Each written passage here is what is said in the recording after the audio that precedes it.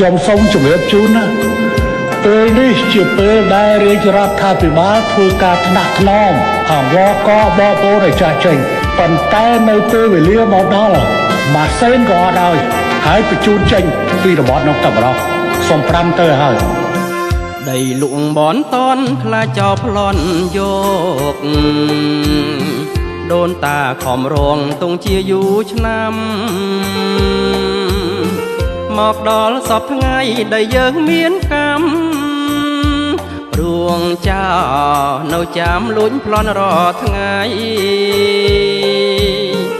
ដីលក់បនតនលួងទាំងនៅស្ដាយលួងគេតាយាយទាំងចិនអាឡាយចោសនទាំងភៀបចោចិត្តអាប់ប្រៃចាំតែ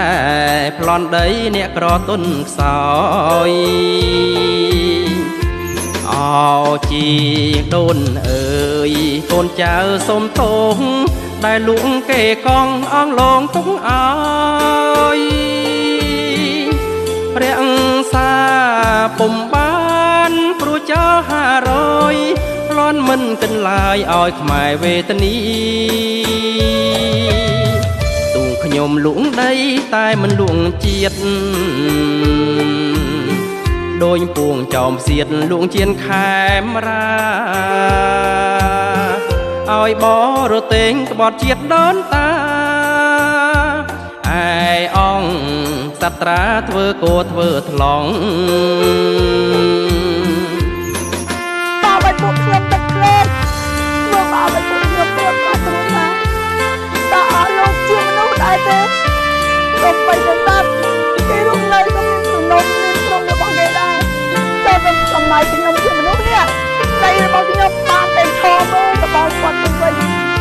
មើលមកដៃគឺពេលណាខ្ញុំទឹកក្លែកពេលខ្ញុំលួងដីតែមិនលួងជាតិដូចពួងចោមសៀតលួងជៀនខែមរាឲ្យបរទេងក្បត់ជាតិដូនតា